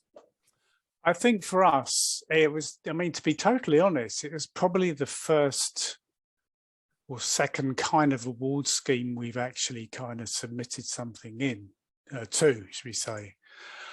Partly because and it's not an excuse, it's an explanation, as an NGO, we don't often have the capacity to follow up and capture all the information and then kind of put it into an easily narratable story and then use that as a case study to flourish around to potential clients, because we don't work like that. We are always trying to campaign and push for things to change and for new things rather than sort of capturing what we've done in the past. I think we've learned actually there's benefit to actually sit down and think through what we've done, what's worked, what hasn't worked. And I didn't really, I was conscious of the time, so I didn't really dwell on what didn't work with our Lost EFRA project, partly, but the one I would say is that because it was project funded, it meant we had a succession of project officers who then, when that funding came to an end, left the organisation because they had to go and seek employment elsewhere. So you know, I'm almost an exception to the rule at the trust. I've been involved with the trust for 32 years, but I've left and come back twice. So I have this corporate memory, which enables me to jump in today to do this presentation, because nobody else who I work with at the moment knows anything about this project. They've gone. So there's a loss of corporate memory. So applying for these kind of awards at least puts that stuff down on paper, and we've got a record of it.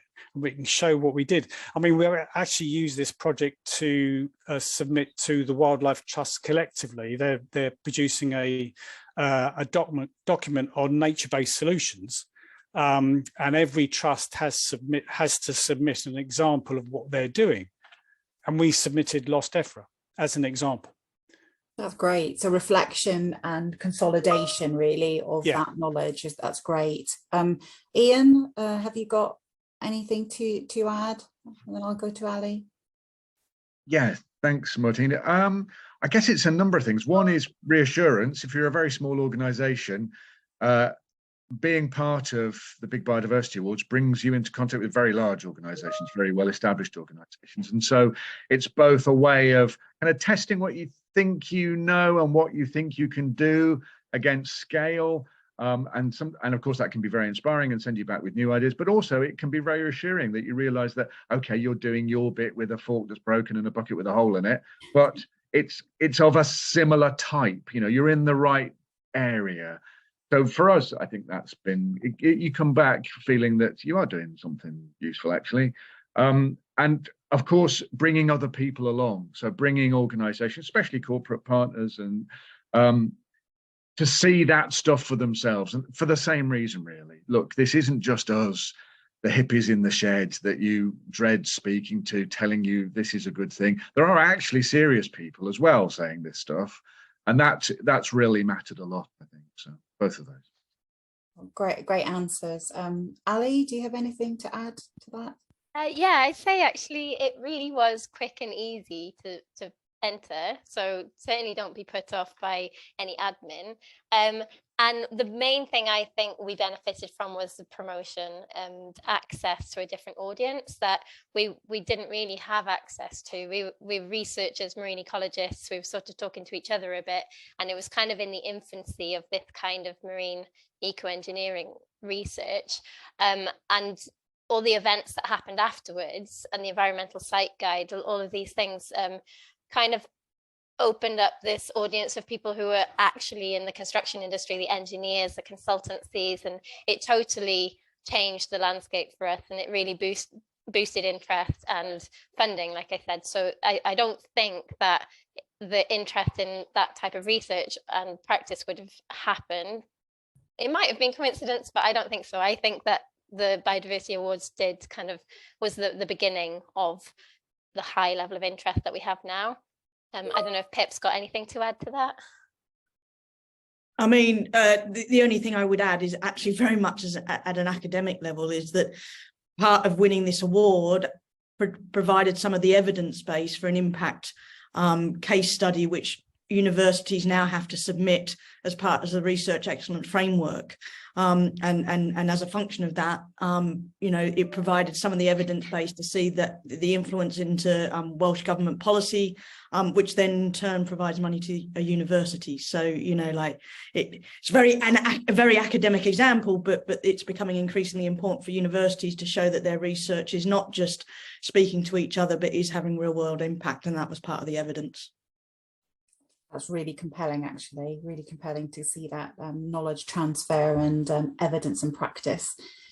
Nick, from a sort of a statutory kind of body, do you find that these kind of awards, are they something that you look to? Is it the evidence building that's compelling, or is it the knowledge sharing and messaging, or a bit of both? I think it's a bit of both, because I think definitely in terms of the evidence building, it highlights the art of the possible. I mean, Ian made the point, and Matthew kind of repeated it around this kind of repeatability element of things as well. And it's just showing people that actually quite small scale interventions can lead to really significant positive changes as well. And they're not overly complicated to do either. So one of the things that I think is fantastic about the award is that we've got nature to the space now where all developments are having to consider it, but there's still loads of developments out there to whom this will come as a, oh my God, what do I do? And yeah, I've got no familiarity with this. So it provides them with a resource that they can tap into.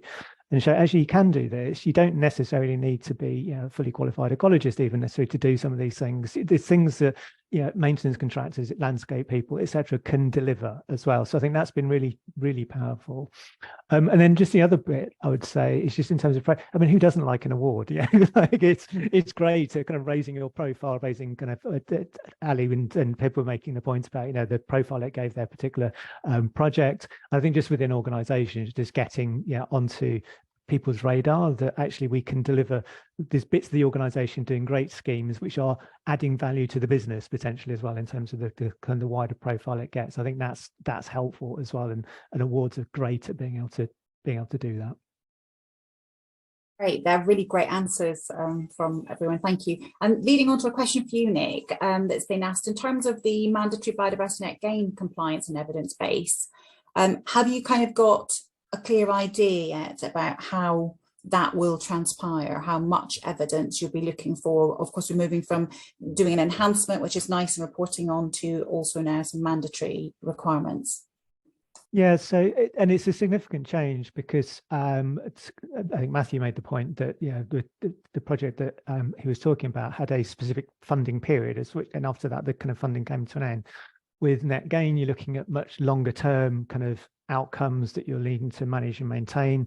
So the whole question of how do you make sure there's financing mechanisms in place for that? And that's, I think, a challenge on site, where off site you've got contracts in place and you can make sure you've got pots of money are there for that duration. So how do we make sure that there is funding available for that long-term on-site management?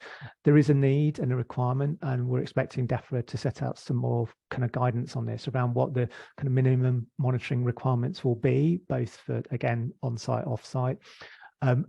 Obviously, planning authorities can vary that, but again, an area that I think is currently weak, and it's something that Department for Levelling Up are aware of and are looking at, is the whole question of how do you go about, if you need to, enforcing on site, because we're all sadly familiar with schemes where something that's looked good on paper has started off looking good on practice, but then that longer term management maintenance hasn't been undertaken as well. And so it's something we're talking with government around, actually how can you strengthen local authorities' powers if they need it to go in and enforce kind of on site as well. But recognizing that nature is perverse and things do happen, like COVID as the example in the Isle of Wight, where for no one's fault, things took a path that no one was expecting as well. And you just need to, I think, recognize that there will still be instances like that, and being clear about when a sort of allowable failure can occur, if you like, and how we learn lessons from that, if there's lessons to be learned. And hopefully sort of payment for ecosystem services and benefit stacking will be something that will really encourage people to maximise value, and also maybe in perpetuity rather than sort of the 30 years. Do you think you see that as something that we might evolve into? Yeah, no, so definitely. So there was some guidance finally come out from DEFRA now on what's coin stacking and bundling, so that ability to sell not just necessarily biodiversity units, but combine it with nitrate credits or carbon credits, etc. as well. So there's a lot of interest in that. And for anyone that happens to be listening to Farming Today this morning on Radio 4, there was an article talking about that then as well. So I think definitely from a landowner perspective, there's a growing interest in this potential ability to secure different kind of payments for your land. Obviously, there's a cautionary tale to be told in that, in making sure you are delivering genuinely additional benefits as well. You're not just making a few landowners very wealthy as a consequence of that. But you're right, we're looking then to move towards beyond biodiversity to kind of wider kind of environmental benefits as well. And I think the key challenge there is how do you come up with a system that is easy for people and organizations of different scales to be able to understand and implement and kind of measure and report on. It's been done with biodiversity. There's certain sort of things that are quite relatively easy to measure, like carbon, etc., but other things are still quite challenging. And how can you get everyone to a space where actually you can kind of you've got the evidence to say this is a reasonable way of reporting on that, but it's something that an organization of 10 people can do. You don't need an organization with an entire kind of research team behind it as well to be able to implement that. I think those KPIs and getting those key performance indicators will be interesting and exciting, really. Yeah. Ali, a question for you now and Pippa, I guess, on all of the knowledge that you've gained, what would you sort of do differently? And I'm sure that's, again, the next chapter that we'll look forward to seeing, maybe at another award. Well, I'll answer just on a very specific, that drill drop pool project, lessons learned from that, and then I'll hand over to Pip for the wider picture. But in terms of that specific project, drilling rock pools on structures like this, I would probably recommend monitoring sedimentary movements around these structures before you choose your location of where to put these habitats. Particularly, we found those around the very edge of the structure. Maybe wasn't the edge of the structure when we put them in, but they were the ones that got buried and disturbed the most. So I think understanding your site really well before you start, which might be a challenge if it's in a new capital development project. Also things like kind of having a look. The contractors who installed them were fantastic, and it was quite a novel thing that we asked them to do outside of their normal day job. But I don't think they necessarily grasped the implications of doing it not how we asked. So I think being quite strict to not have things a little bit deeper than we asked, because actually something that should have been a habitat suddenly becomes a trap for things. And just because something's in a hole in a rock, it doesn't mean it's benefiting from being in that hole in a rock. So having a tight control over how the habitats are installed, and removing the cores afterwards, because like I showed in the picture, people come along and go, oh, look, a round thing goes in a round hole. There we go, done. That's neat. So like those are a few very practical things. But Pip's been mulling over a bigger picture answer, so I'll hand over to her now. Yeah, so yeah, Ali and I had a bit of a side chat about this, and I said, actually, I probably wouldn't do anything differently. But actually, what Ali has said is very true, and I think context dependency is being mentioned a few times in talks, and I think really understanding the context is important. But I think what we're finding increasingly in sort of marine eco-engineering is that when we first started talking about this concept, we were sort of trying to emulate a natural rocky reef or something like that. And I think it's become increasingly apparent to us that just because of the context of where we put coastal defence structures is they're naturally more exposed. More often than not, they're placed on soft sediment. So that sediment is brought up by that wave action, creating that scour. And I think what we're probably more thinking about this is that we know that rock pool intervention has a biodiversity benefit. We've got evidence from Ali's research. We know that it's probably disturbed more regularly than many natural rocky shores, just because of the fact they're surrounded by soft sediment. But you could argue in West Wales, most rocky shores are surrounded by soft sediment. You could argue the same way as I am along the Northumberland coastline. So they're probably disturbed more regularly than a real long expanse of rocky reef. And I think we're coming to the conclusion that actually they have a biodiversity benefit, but they're a new unique habitat of their own. And perhaps we shouldn't be thinking about them replicating natural rocky reefs, but actually having a biodiversity benefit in their own right. But it's going to operate differently. So that's really interesting. Yeah, like creating a whole new niche. Brilliant. Watch the space on monitoring. And a question for Ian, actually, around talking about KPIs. Could the sort of calorific value per metre squared of sort of wildlife friendly plants be one of those KPIs we measure to sort of look at community engagement, health and well-being? That's an interesting question. I don't know. I mean, a whole calorie might explode a hoverfly. I'm not really sure how you scale that, but yeah, I mean, perhaps more, I suppose, life cycle resource, the sort of heterogeneity of provision within small sites, even very small sites, so that larval forms are catered for, overwintering, provision is catered for, hibernation niches are catered for. So certainly I think I think the combination of human and wildlife edibility, going back to, Todmorden and Incredible Edible, these kind of wonderful community schemes, and just extending that idea into the provision of food for wildlife in urban spaces is just generally a good idea. It would be great to find some kind of combined metric. I think just this idea of maximum spread of provision through life cycle, and in fact just heterogeneity of life cycle resources in general is something we really try to concentrate on, even to the extent that just taking a single planter, how can you make sure that you've got everything that a range of small invertebrates are going to need for the entirety of their lives and the next generation after, and just within that bundle, and then can you put another one next to it and another one next, pick it up and move it, put it somewhere else as part of a collaborative scheme. So there's definitely something in there, I think, for sure, Martina, around combined metrics, but I'm not sure how best to kind of take that forward. But I love the idea of a calorific measure. Yes, yeah. Functional niches, definitely. Really that stratospheric heterogeneity. If there was a way we could measure that, would be really interesting. Some people are looking at soundscape technology, for example, to measure heterogeneity, which I think is fascinating.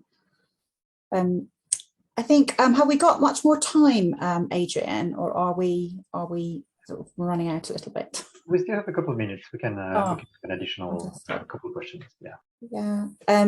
I think, let's see what we've got in the panel. I actually have one for Matthew, if that's okay. Yeah. So I really enjoyed the different projects that were actually co-designed with local communities and also actually implemented and constructed with their help, which is really fantastic. And my question to you is, and this is echoing a previous question, but what about the maintenance after? How do how was it discussed, planned? Who's going to take care of it? Who's in charge?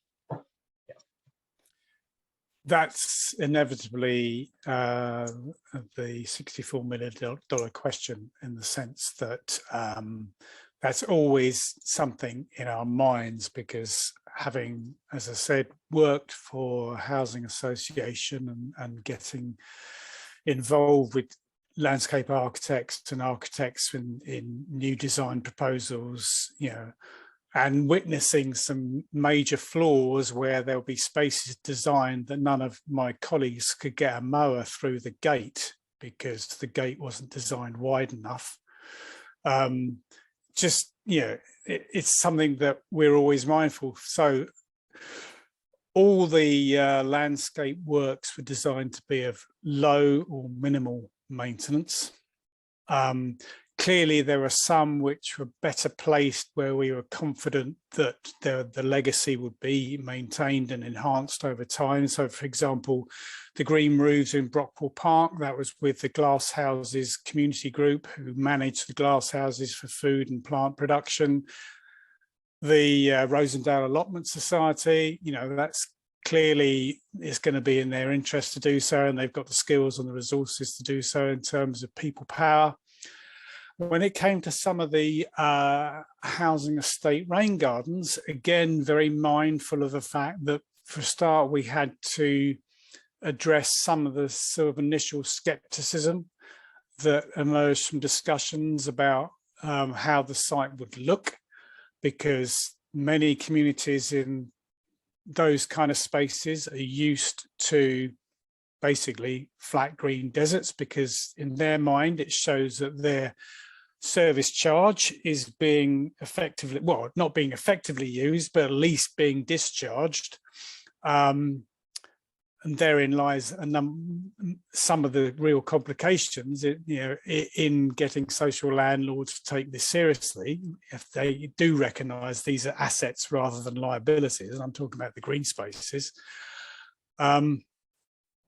So, as I said, part of our issue is that our project staff who delivered this project over 6 years have gone. I'm the one with the corporate memory who remembers each project as it was put in, but if I'm holding my hands up, I haven't been to every one, because we did about 25 across the area over those years. And I'm probably slightly nervous going to some, because whilst we may have had an agreement from the landlord, which might have been Lambeth Council in some cases, or it might have been another community association, staff within those organisations would have moved on as well.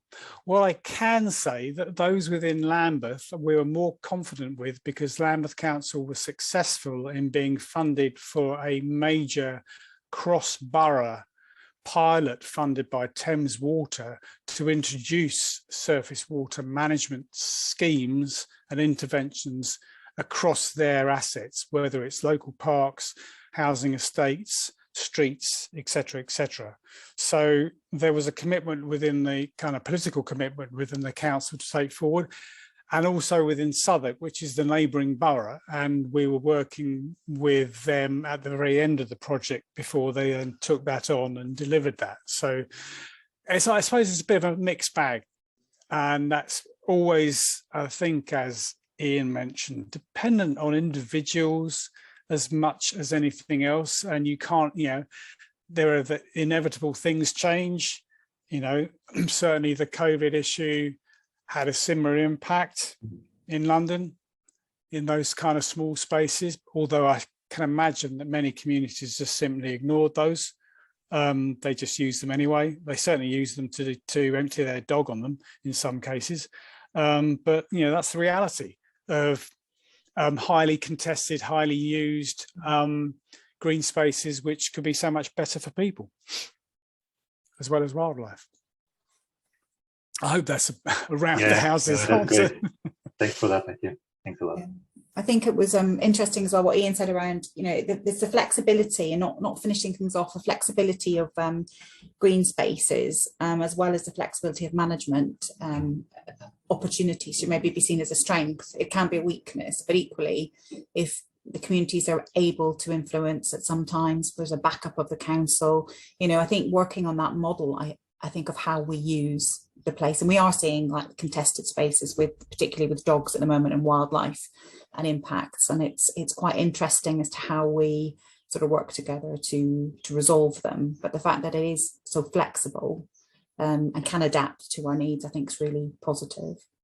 Yeah, just very quickly, I think one of the things that we found was that just the level of awareness, let alone knowledge, of what these neighbourhoods were facing in terms of future climate impacts, that nobody had a clue, to be quite honest.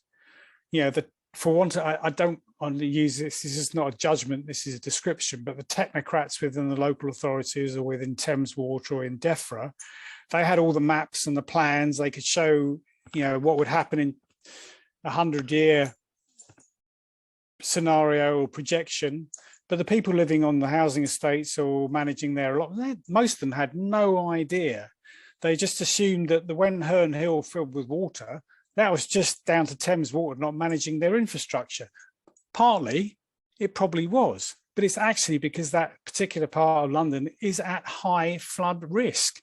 But then people say, yeah, but it's miles from the sea. Yeah, but we have a tidal river in London, even though that in itself is kind of, there's a series of measures with the tidal barrier, the Thames barrier, etc. But the major risk of flooding in London is from surface water runoff. It's not from sea level rise at this moment in time. But the disconnection is just still fundamental. And I think sometimes we are used to talking in echo chambers because we know what we're trying to do, whereas the great majority of the people that we share our city with just don't have that knowledge, because it's just another thing to think about in their daily lives without really wanting to sound patronizing, That integration of biodiversity just demonstrates how vital it is that we do continue to integrate it into the built environment, so people can become more engaged. And what I have seen when working with communities is that engagement level, is drastically increased by actually having a space that you're allowed to, you're not frightened to tinker with. A bit like Ian was saying, leave a little bit, do a bit, facilitate that, and so I'm really hopeful that we're going to see more and more engagement with the environment and appreciation of the adaptation and mitigation it can and will have to provide for us as climate change continues. All right. Well, thank you so much for this great Q&A session. That was really amazing. So thank you for participating in this webinar. I have a couple of slides that I will end the webinar with. But first of all, thank you for all the speakers and all the participants for being there, being interested in the topic, involved with it, sending your questions and everything. So that was really, really great. Thank you for that. All right, closing remarks. We just have a couple more minutes. Here we go. Yep, this is another reminder to apply for the challenge and award. So the entries are open. The deadline for submission is the 12th of May. And it is free to attend. Once again, you don't have to pay anything for that.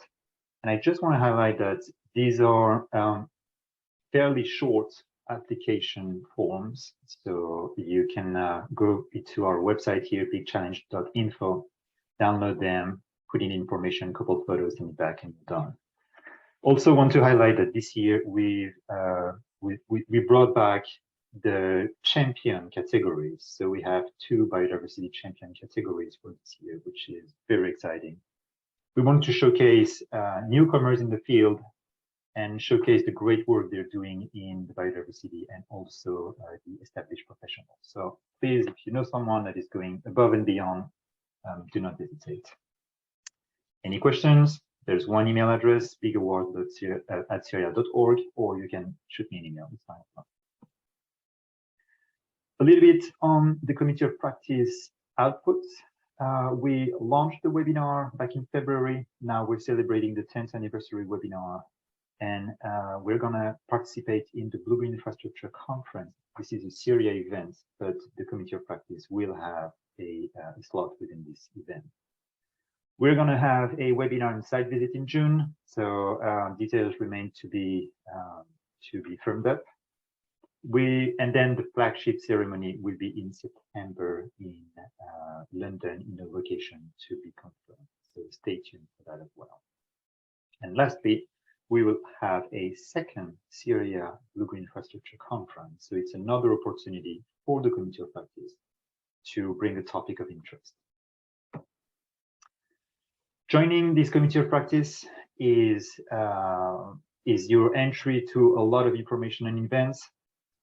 You have speaking opportunities, free access to all online events, complimentary tickets for the awards. The judging opportunities is also the opportunity to be at the center of the big awards and to go over the entries. It's always a very fun process, and you get to discover firsthand the amazing project that we receive. Sponsoring, of course, and that goes with the visibility that you will have through being a member of this committee of practice, through your logo on our website, on any of our events.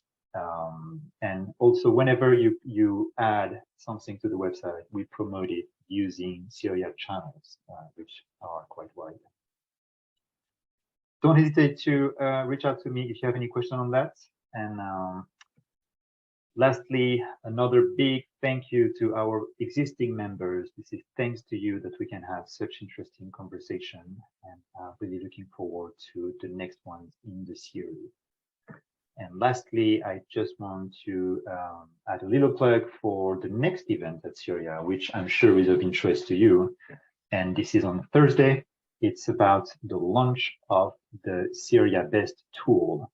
As you may know, this is a benefit estimation tool for blue-green infrastructure. It's basically a decision-making tool where you can assess the cost for doing work as usual versus implementing blue-green infrastructure, and you actually have figures at the end. So it's very useful. And this tool has been in existence through Excel tables for the past years, but we actually did a lot of work to transpose it into an online tool with a geospatial reference at the back end of it. So I invite you to join us for that. I believe the in-person, that there's no more in-person spaces for it, but it's going to be hybrid, so you can still join through your computer. And with that, I would like to close this meeting and thank you all for participating and attending. Thank you so much.